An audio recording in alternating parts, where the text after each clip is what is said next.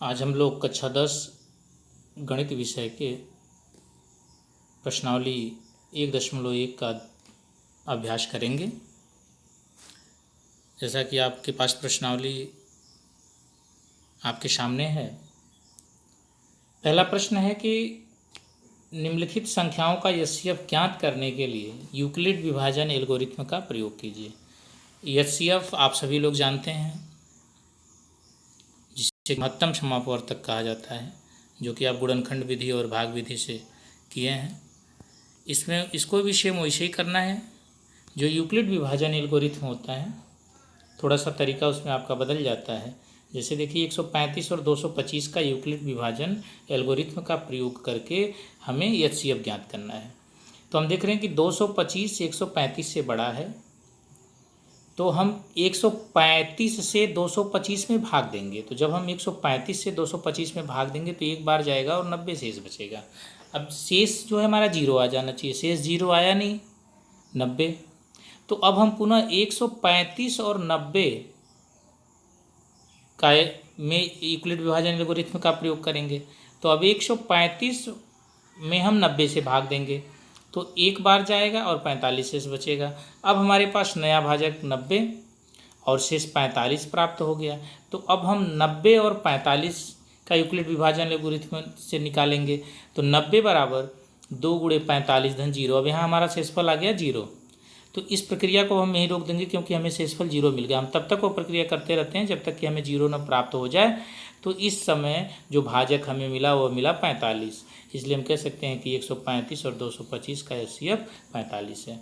इसको हम इस प्रकार भी कर सकते हैं कि 225 बराबर 135 गुणे 1 धन 90, 135 बराबर 90 गुणे 1 धन 45, तो 90 बराबर 2 गुणे 45 धन 0, यानी हमारा एचसीएफ हो गया 45। यानी 45 वो ऐसी संख्या होगी जो 225 और 135 को पूर्ण रूप से विभाजित कर देगी। यानी 225 और 135 का एचसीएफ कितना हो गया? 45 हो गया।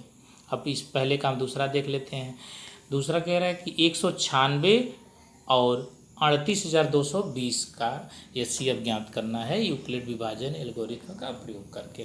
तो हम देख रहे हैं 38,220 196 से बड़ा है, तो अब 38,220 में हम 196 से भाग देंगे तो 196 गुणे 195, यानी 196 में जब हम 195 का गुणा करेंगे तो हमें मिल जाएगा 38,220।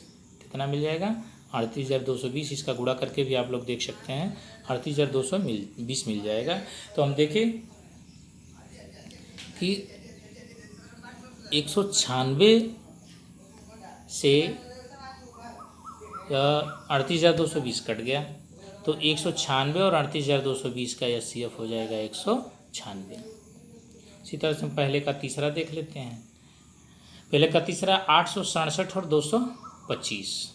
255 क्षमा कीजिएगा, 867 और 255 का हमें एचसीएफ ज्ञात करना है। तो 867 255 से बड़ा है, तो हम 867 और 255 के लिए भी यूक्लिड विभाजन एल्गोरिथ्म का प्रयोग करेंगे। तो 867 को हम 255 से भाग देंगे तो 3 बार जाएगा और 102 शेष बचेगा। अब हमें शेष मिल गया 102 और नया भाजक मिल गया 255। अब 255 में 102 से हम भाग देंगे, 2 बार जाएगा और 51 शेष बचेगा। अब यहाँ हमको मिल गया 102 और 51। अब 102 में हम भाग देंगे 51 से, तो 51 दूना 102 और 0 शेष बच गया। इस प्रकार 867 और 255 का एचसीएफ कितना हो गया? 51 हो गया। अब हम दूसरा प्रश्न देखेंगे। आप अपनी पुस्तक खोल के रख सकते हैं सामने। दूसरा प्रश्न आप देखिए, कह रहा है कि दर्शाइए कि कोई भी धनात्मक विषम पूर्णांक 6q-1 या 6q-3 या 6q-5 के रूप का होता है जहाँ q कोई पूर्णांक है। तो हम इस प्रश्न को हल करते हैं। हम मान लेंगे कि माना कोई धनात्मक पूर्णांक a है और b बराबर 6। तो यूक्लिड विभाजन एल्गोरिथ्म से a बराबर 6q + r, जहाँ q बराबर है और छोटा है, बड़ा है 0 से, और r बराबर हम ले लेते हैं 0 1 2 3 4 5, कुछ भी ले सकते हैं। क्यों? क्योंकि जो यहाँ पे 5 तक हम लेंगे, क्योंकि वहाँ दिया है कि r 6 से छोटा है, इसलिए a बराबर 6q या 6 या 6 या 6 या 6 या 6 अब 6 बराबर 2 3 6 2 गुणे 3 लिख देंगे। तो इसको लिख देंगे हम 2k1 + 1 2k1 + 1, जहाँ k1 क्या है, एक पूर्णांक है। इसी तरह से हम 6 का कर लेंगे। तो 6 को करेंगे तो 6 या 2 कामन ले लेंगे तो हो जाएगा 2 कोष्टक में 3 तो इसको हम लिख देंगे 2k2 + 1, जहाँ k2 एक पूर्णांक है। फिर है 6 इसी तरह से 6 का भी हम कर लेंगे। तो 6 हो जाएगा, 2 कामन ले लेंगे तो 2 3 तो 2k3, जहाँ k3 एक पूर्णांक है। इस प्रकार 6 + 1 6 + 3 6 + 5 सभी 2k+1 के रूप में है, जहाँ k पूर्णांक है। इसलिए कह सकते हैं कि 6 3 6 5 सभी 2 से विभाजित नहीं हैं, और जब 2 से विभाजित नहीं है तो कौन सी संख्या होगी, विषम। इस प्रकार ये सभी विषम पूर्णांक हैं, और इसलिए कोई भी धनात्मक विषम पूर्णांक 6 6 या 6 के रूप का होता है। अब तीसरा प्रश्न देख लेते हैं। तीसरा प्रश्न है कि किसी परेड में 616 सदस्यों वाली एक सेना की टुकड़ी को 32 सदस्यों वाले एक आर्मी बैंड के पीछे मार्च करना है। दोनों समूहों को समान संख्या वाले स्तंभों में मार्च करना है। उन स्तंभों की अधिकतम संख्या क्या है जिससे वे मार्च कर सकते हैं। तो अब ध्यान दीजिएगा, 616 और 32, तो हम 616 और 32 का क्या ज्ञात कर लेंगे, HCF महत्तम ज्ञात कर लेंगे। लेकिन हमें महत्तम यहाँ किस विधि से ज्ञात करना है, यूक्लिड विभाजन एल्गोरिथम विधि से ज्ञात करना है। तो हम 616 और 32 का HCF प्राप्त करेंगे। तो 616 में हम 32 से भाग देंगे तो 19 बार जाएगा और 8 शेष बचेगा। अब यहाँ देखिए, हमें नया भाजक 32 मिल गया और हमारा शेष 8 मिल गया। तो अब हम 32 में 8 से भाग देंगे तो 4 बार जाएगा और 0। इस प्रकार हम देखते हैं कि 8 से यह संख्या 616 भी कट जा रही है और 32 भी कट जा रही है। तो इसलिए वे कितने के स्तंभों में मार्च कर रहे हैं, 8 के स्तंभों में मार्च कर सकते हैं। जो आर्मी है वो 8 के स्तंभ में मार्च कर सकते हैं। इसी प्रकार चौथा प्रश्न है, कह रहा कि यूक्लिड विभाजन प्रमेयिका का प्रयोग करके दर्शाइए कि किसी धनात्मक पूर्णांक का वर्ग किसी पूर्णांक यम के लिए 3 यम या 3 यम धन 1 के रूप का होता है। कह रहा है यहाँ मान लीजिए कोई धनात्मक पूर्णांक है, तब 3q धन 1 या 3q धन 2 के रूप में लिखा जा सकता है। इनमें से प्रत्येक का वर्ग कीजिए और दर्शाइए कि इन वर्गों को 3 यम या 3 यम धन 1 के रूप में लिखा जा सकता है। आइए हम इस प्रश्न को हल करते हैं।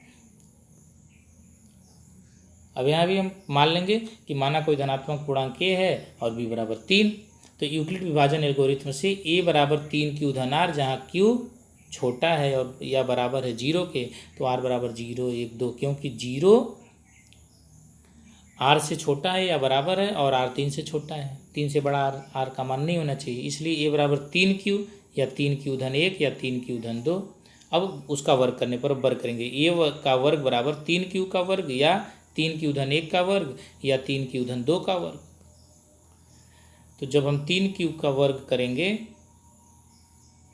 तो 3 का वर्ग हमें प्राप्त होता है 9q²। 3q का वर्ग हमें क्या मिल जाएगा, 9q का वर्ग। इसको हम लिख सकते हैं 3 गुणे 3q का वर्ग, 3 गुणे 3q का वर्ग। तो 3 गुणे 3q का वर्ग, या अब देखिए ये जो था 3q धन 1 का वर्ग था, तो 3q धन 1 का वर्ग हो जाएगा 9q का वर्ग धन 6q धन 1। क्यों, क्योंकि a + b का होल स्क्वायर होता है a² + 2ab + b²। तो जब हम उससे करेंगे तो 3 का वर्ग हो गया 9q का वर्ग q², तो 9q का वर्ग धन 2 3 6q धन 1। इसी प्रकार 3q धन 2 का वर्ग हो जाएगा 9q का वर्ग धन 12q धन 4। अब 3q का जो स्क्वायर था, 9q² जो हो रहा था, वो 3 गुणे 3q की स्क्वायर में हम लिख लेंगे। और इसमें देखिए हम 3 कामन ले लेंगे तो 3q² धन 2q, यानी 3 3 के 9 और 3 दूना 6 धन 1। यहाँ भी हम 3 कामन ले लेंगे तो 3 3 के 9q², 3 चौका 12 4q धन 1 धन 1।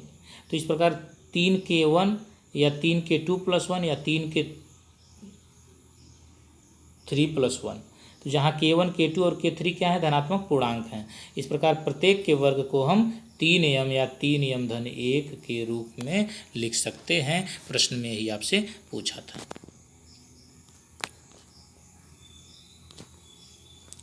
फिर अगला प्रश्न है, यूक्लिड विभाजन प्रमेयिका का प्रयोग करके दर्शाइए कि किसी धनात्मक पूर्णांक का घन 9m या 9m-1 या 9m-8 के रूप का होता है। चलिए इस प्रश्न को हम हल करते हैं। अब यहाँ भी हम मान लेंगे कि माना कोई धनात्मक पूर्णांक a है और b बराबर 3, तो यूक्लिड विभाजन एल्गोरिथम से a बराबर 3q धन r, इसलिए a बराबर 3q या 3q धन 1 या 3q धन 2, जहाँ a बराबर 3q। अब उसका हम घन करते हैं, तो जब a क्यूब कर लेंगे तो a का घन बराबर 3q का घन, तो 3q का घन यानी बराबर 27q का घन, और 27q का घन तो 9 3 27, 9 कामन ले लेंगे तो 9 3q का घन बराबर 9m, जहाँ यम एक पूर्णांक है और यम बराबर 3q का घन। तो जब a बराबर 3q धन 1, तो 1 के घन बराबर 3q धन 1 का घन हो जाएगा। तो अब देखिए a धन b का घन होता है a का घन धन b का घन धन 3a स्क्वायर b धन 3ab स्क्वायर। तो इस तरह से हम कर लेंगे, तो 3q धन 1 का घन हमको मिल जाएगा 27q का घन धन 1 धन 27q स्क्वायर धन 9q। तो हमको मिल जाएगा, इसको हम इस तरह से लिख सकते हैं 27q का घन धन 27q का स्क्वायर धन 9q धन 1। अब यहाँ 9 कामन ले लेंगे तो हमें मिल जाएगा 3q का घन धन 3q स्क्वायर धन q धन 1। तो इसलिए a का घन बराबर 9m धन 1, जहाँ यम एक पूर्णांक है और यम बराबर 3q की घात 3 धन 3q की घात 2 अधन q। तो अब जब a बराबर 3q धन 2, तो पुनः वही काम करेंगे, a का घन करेंगे 3q धन 2 का घन करेंगे, तो इस प्रकार हमें मिल जाएगा a का घन बराबर 9m धन 8, जहाँ यम एक पूर्णांक है और यम बराबर 3q की घाते 3 अधन 6q की घात 2 धन 4q। तो हम कह सकते हैं कि किसी धनात्मक पूर्णांक का घन 9m धन 1 या 9m धन 8 के रूप में होता है। मुझे उम्मीद है कि आप लोग को यह प्रश्नावली समझ में आई होगी, और यदि आपको यह वीडियो अच्छी लगे तो हमारे वीडियो को लाइक करें, हमारे चैनल को सब्सक्राइब करें और लोगों के बीच में अधिक से अधिक शेयर करें, ताकि सभी लोग इसका लाभ